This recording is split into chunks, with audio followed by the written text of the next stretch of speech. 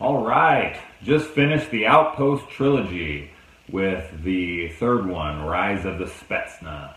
I originally started watching these because I got a horror pack. If you don't know what a horror pack is, go over to horrorpack.com, check it out. It's pretty cool. I got it in one of my packs and was like, I owned all three, and I got this one on Blu-ray, and I was like, it's time I finally checked these out. I got all three of them for super cheap, so I was like, fuck it.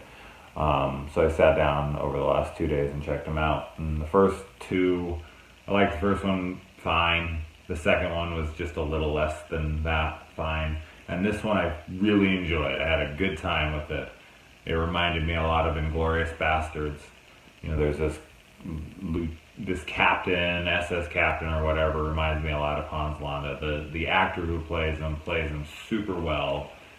He's got some great dialogue. His performance is excellent. He definitely propels the film forward. And the main guy, the main star of the movie, the guy we're watching going through this, is great as well. He's a badass, man, throughout the film. He's fucking everybody up, and it's really believable. I think that one of my main requirements for an action hero or a badass in a movie is I have to believe he could kick my ass. And a lot of the times it's just not believable. And this guy, I do believe, could. So that's always a plus for me personally. Now, this movie is about as I said, it's like a lot like Inglourious Bastards. But this time it's these Russian Spetsnaz, and they're going in and they find a hidden German outpost, and they get captured after killing a bunch of Nazis, and they're taken down and shown all the experiments that they're doing. Now, this is set in 1945. Looks like I'm wearing lipstick, but I'm not. I was chewing on the pen. I was wearing this pen, and it was pink.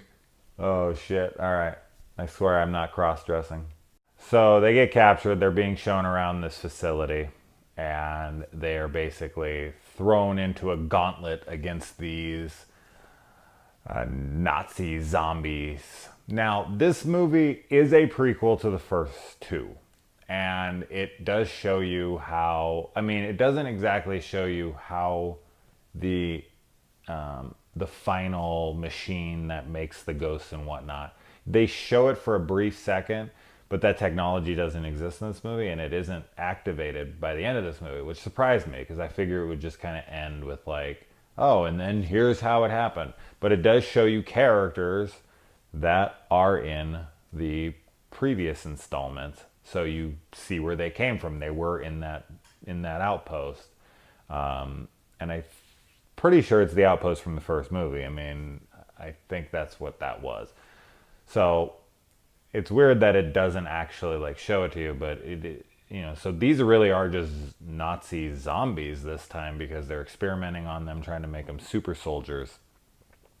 But as I said, it's not the ghosts from the first movie. I was very surprised this was a prequel.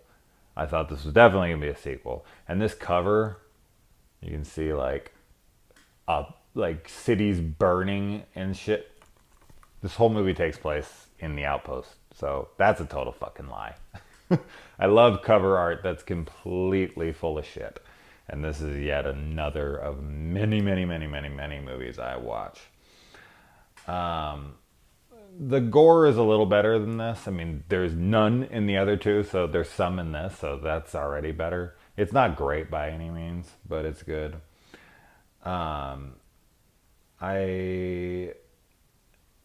The Blu-ray. I have this movie on DVD, and when I got the Blu-ray, I watched some of it on DVD because I was at work. I put it on my DVD player, and then I came and I threw the Blu-ray on, and my God, I am a fan of Blu-ray, but fuck, this was like leaps and bounds, day and night better. It was crazy. It was like, oh shit, like I could see this movie now. I'm curious on how the first two would look because I was not a big fan of how those looked in general. I really liked, you know, pretty much all of it. I had a lot of fun. It's not a great movie. Definitely not. In fact, I would say of the three, it's the cheesiest, I suppose. You know, it does kind of get silly in places, and the other two, well, I guess the end of the second one gets pretty fucking cheesy with the Emperor Palpatine lightning type stuff. But I don't know, this one felt a little more hokey, I suppose, but I like fucking wacky films. I say that all the time, I do. And this one's just more fun. It's all the characters. I really liked the characters. I actually gave a shit if this guy escaped. The first two, I didn't care about anybody. Not one person. I was like, oh, you know, in the first two movies, I was like, you know, if these guys die, I don't give a shit. But this main badass dude who's trying to get out, I genuinely was like, is he gonna get out? Oh shit, is he gonna die? You know, so that was great. And I said earlier, the dialogue, that SS captain, man, what a performance. That guy was great. Great acting from that dude. Definitely the best actor and the standout of this movie for me, easily. So, I mean, I guess you could technically watch this one first, because I don't think it's spoiled. It definitely doesn't spoil anything. It's the best of the three, and I think the first is the second best, and the second is the third.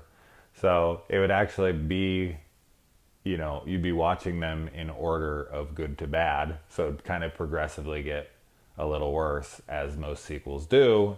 So I actually would kind of suggest watching this one first if you are going to watch the trilogy. But overall, I thought it was a decent trilogy. I mean, the first two just were whatever, and this one was good. So overall, it was just kind of like, meh. Like, is it a great trilogy? No. Is it something I would recommend checking out? Not really. If I was going to tell people to check anything out, I'd just be like, I just watched the third one. You could skip the other two.